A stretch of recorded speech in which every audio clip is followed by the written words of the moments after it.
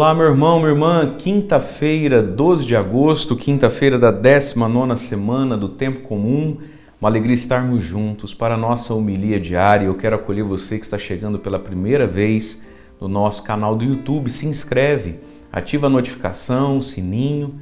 E quem acompanha o Padre na homilia sempre pelo YouTube, para o YouTube é muito importante joinha, like e comentário, tá bom? E eu quero convidar você, domingo vamos iniciar a Quaresma de São Miguel Arcanjo. Quem já fez sabe quão importante é esse momento na nossa espiritualidade. Quem nunca fez é convidado a fazer e eu quero convidar você a fazer comigo. Como? Nós vamos ter, a partir do dia 15, vídeos diários aqui dentro do nosso YouTube para você fazer a sua Quaresma de São Miguel no horário que fica melhor para você, as orações, a reflexão. Mas, para a gente viver bem esse tempo de Quaresma de São Miguel, o Padre escreveu para você um diário espiritual. Para a gente não só rezar, mas para a gente rezar o Evangelho de cada dia a partir de São Miguel e rezar a São Miguel todos os dias a partir do Evangelho de cada dia. Vai aparecer aí na tela para você o nosso diário espiritual de São Miguel Arcanjo, o nosso e-book, né? Que você pode adquirir lá no meu site, no padremario.com.br. Lá você pode adquirir a Quaresma de São Miguel ou a Quaresma e muito mais coisas. Vai lá no site que lá você vai entender. Apressa o passo aí, começamos domingo, hein? 40 dias junto com São Miguel Arcanjo. Vai valer muito a pena, nos preparando para o dia 29 de setembro, festa de São Miguel Arcanjo. Vamos ao Evangelho de hoje então? Mateus capítulo 18, versículos de 21, a partir do versículo 21 até o versículo 1 do capítulo 19, diz assim: Naquele tempo, Pedro aproximou-se de Jesus e perguntou: Senhor, quantas vezes eu devo perdoar se o meu irmão pecar contra mim? Até 7 vezes? Jesus respondeu: Não te digo até 7 vezes, mas até 70 vezes 7. Porque o reino dos céus é como um rei que resolveu acertar as contas com os seus empregados. Quando começou o acerto, trouxeram-lhe um que lhe devia uma enorme fortuna. Como o empregado não tivesse com que pagar, o patrão mandou que fosse vendido como escravo, junto com a mulher e os filhos e tudo que possuía, para que pagasse a dívida. O empregado, porém, caiu aos pés do patrão e, prostrado, suplicava: Dá-me um prazo, eu te pagarei tudo. Diante disso, o patrão teve compaixão, soltou o empregado e perdoou-lhe a dívida. Ao sair dali, aquele empregado encontrou um dos seus companheiros que lhe devia apenas 100 moedas. Ele o agarrou e começou a sufocá-lo, dizendo: Paga o que me deves. O companheiro, caindo aos seus pés, suplicava: Dá-me um prazo e eu te pagarei. Mas o empregado não quis saber disso, saiu e mandou jogá-lo na prisão, até que pagasse o que devia. Vendo o que havia acontecido, os outros empregados ficaram muito tristes. Procuraram o patrão e lhe contaram tudo. Então o patrão mandou chamá-lo e lhe disse: Empregado perverso, eu te perdoei toda a tua dívida, porque tu me suplicaste. Não devias tu também ter compaixão do teu companheiro, como eu tive compaixão de ti? O patrão indignou-se e mandou entregar aquele empregado aos torturadores, até que pagasse toda a sua dívida. É assim que o meu Pai que está nos céus fará convosco, se cada um não perdoar de coração ao seu irmão. Ao terminar estes discursos, Jesus deixou a Galileia e veio para o território da Judéia, além do Jordão. Palavra da salvação, glória a vós, Senhor. Muito bem, irmãos e irmãs, o Evangelho de hoje é uma página tão difícil para a gente aceitar, eu não digo nem tanto entender, mas muito mais aceitar a parábola, né, do perdão. E aconteceu alguma coisa com São Pedro para ele fazer essa pergunta para Jesus, né? Senhor, até quantas vezes eu devo perdoar o meu irmão se ele pecar contra mim e vier me pedir perdão? Até 7 vezes? Olha que São Pedro aqui foi generoso, hein? 7 vezes? Será que a gente consegue perdoar alguém 7 vezes? Às vezes na segunda, na terceira, a gente já está por aqui, né? E Jesus olhou para Pedro e disse: Pedro, eu não te digo 7 vezes, mas 70 vezes 7. É um absurdo, né? Um infinito. 70 vezes 7. E veja, diante talvez da cara de espanto de Pedro, da sua cara de espanto, da minha cara de desânimo, né, de 70 vezes 7, Jesus dá a razão disso. Porque o reino dos céus é como um rei que resolveu acertar contas com os seus empregados. E aqui começa. A doutrina e o mandamento do perdão é porque o reino dos céus é como. Então veja, gente, a gente não vive o cristianismo e também o perdão porque a gente gosta, porque é gostoso, porque a gente concorda. Não, é porque o reino dos céus é como. Como é que a gente reza no Pai Nosso? Seja feita a vossa vontade, assim na terra como é no céu. Portanto, o cristão é a pessoa que dispôs a vida a reproduzir na sua vida e nessa terra céu. Por que você perdoa? Porque você é bobo? Não, eu não sou bobo, é porque o reino dos céus é assim. E como diz São Paulo, a gente não tem aqui pátria definitiva, nós somos estrangeiros aqui, nós somos cidadãos do céu. Portanto, a gente vive como vive as implicâncias da fé, porque nós somos cidadãos do céu de passagem nessa terra. E aí Jesus vai contar uma história. O reino dos céus é como um rei que resolveu acertar contas com seus empregados. O rei é Deus. E o empregado que é chamado aqui, e aí você viu, deve uma enorme fortuna, não tem como pagar. Quem é essa pessoa que deve e não tem como pagar? Essa pessoa é você. Essa pessoa sou eu.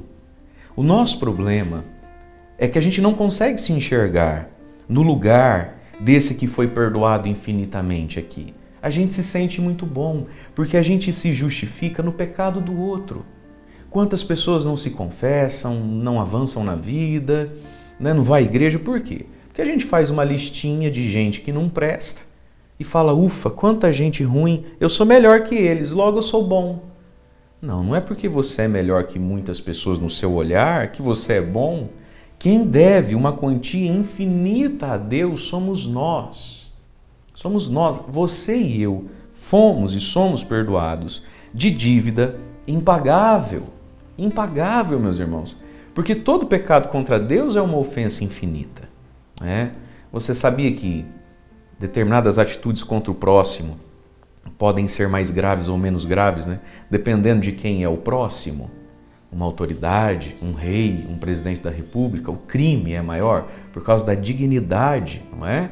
Da pessoa envolvida na situação. Por isso que os nossos pecados contra Deus contraem uma dívida infinita e todos os pecados são perdoados apenas através do sangue de Cristo, de Jesus. É por isso que Jesus morre em nosso favor, porque a dívida só um homem Deus e um Deus homem pode pagar, mesmo sendo pecadinho. É pecadinho, mas é contra um ser infinito. A nossa dívida contra Deus é infinita. E Deus nos olha assim. Já que você não pode pagar, está perdoado então, porque se eu for esperar você me pagar centavo por centavo, você não paga nunca. Então, o que não tem remédio, remediado está, já que não tem como pagar, está pago. É um paradoxo isso, né? Já que não tem como pagar, então está pago.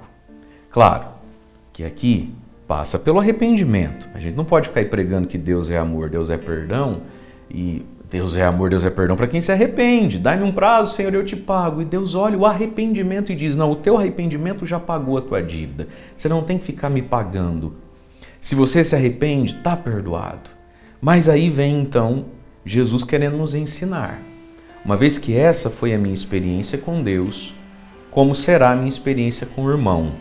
E eu já quero pedir desculpa para você, vai começar talvez a entrar barulho de coisas, estamos em obras e o padre ou grava agora ou não grava depois. Muito bem, paciência um pouquinho, né?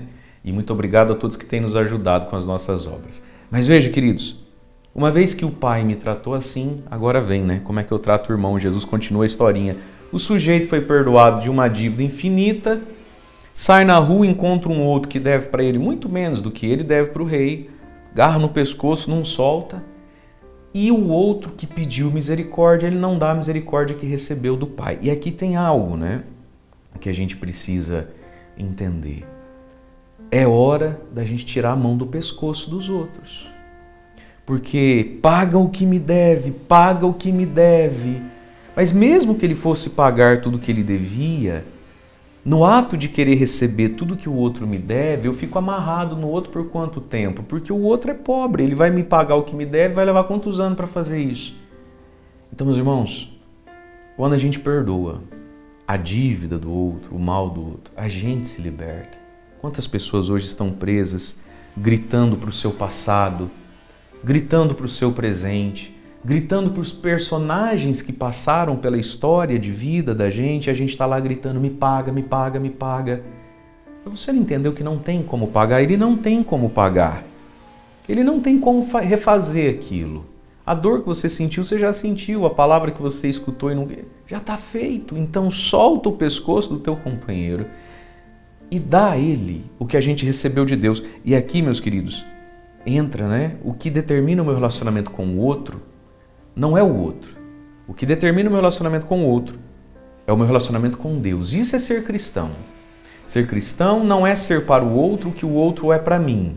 Isso é, quando muito, justiça.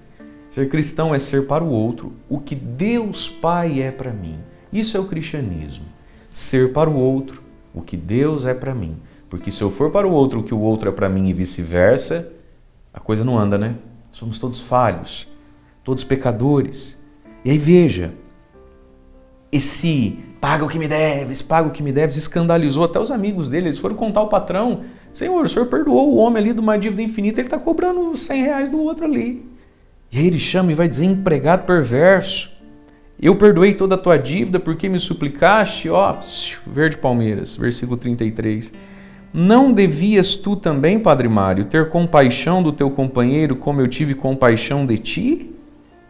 Como eu tive de ti? Veja, em Deus eu recebo para ser. O que Deus faz em mim é para mudar o que eu posso fazer ou não pelo outro. E aí ele vai preso, né? E fala, você vai ficar preso aí, você não vai sair daí enquanto não pagar a última moedinha que você me deve também. Então veja, queridos, quem não perdoa precisa pagar o ódio que sente até a última moeda. Como custa caro isso? Não está custando caro na vida de muitas pessoas, talvez na sua, querer ficar recebendo até a última moeda do outro? Não está custando caro? E aqui veja, gente, quando a gente vai mergulhando em Deus, não é que a gente fica bobo. É porque o reino dos céus, a minha convivência com o outro, é a experiência que eu fiz. O rei me chamou, me colocou na salinha. Eu estava lascado, eu não tinha como pagar. E fui perdoado. Então, quando a gente vai mergulhando nisso, a gente entende que o erro do outro, que nos incomoda, graças a Deus incomoda, senão que a gente não virou bicho, que a gente ainda sabe valorar as coisas, o erro do outro que às vezes me escandaliza, graças a Deus que me escandaliza, que me fere, num paradoxo, né? É o que me ajuda a me tornar como Deus. Quando Deus me ama, eu me torno filho de Deus. Quando eu amo o próximo, eu expresso Deus para o meu próximo, né? Então, a gente precisa viver a experiência de ser perdoado por Deus, mas também a experiência de amar o próximo, né? Então, a gente olhando para a nossa vida, a gente vê como a misericórdia de Deus é grande, porque talvez o momento onde a gente mais entendeu, compreendeu e sentiu o amor de Deus por nós foi justamente quando a gente mais errou. De algum modo foi o nosso pecado que fez a gente entender que Deus é amor. Já parou para pensar nisso? Que foram talvez os nossos equívocos que fizeram a gente saber e sentir que Deus me ama, porque Deus me resgata de mim mesmo e dos meus erros, não é isso? E aí, o mal que sofro, não mais o mal que faço, né?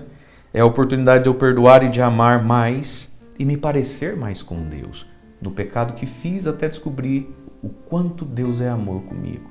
No mal que me fazem, eu posso me assemelhar a esse Deus que tanto me amou. Gente, isso aqui é fácil? Não é fácil não, mas Deus dá a graça. Isso é fruto da oração.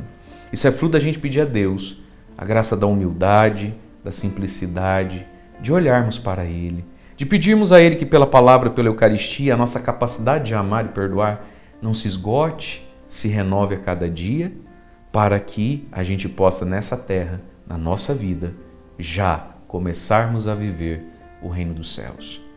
Deus abençoe você. Em nome do Pai, do Filho, do Espírito Santo. Amém.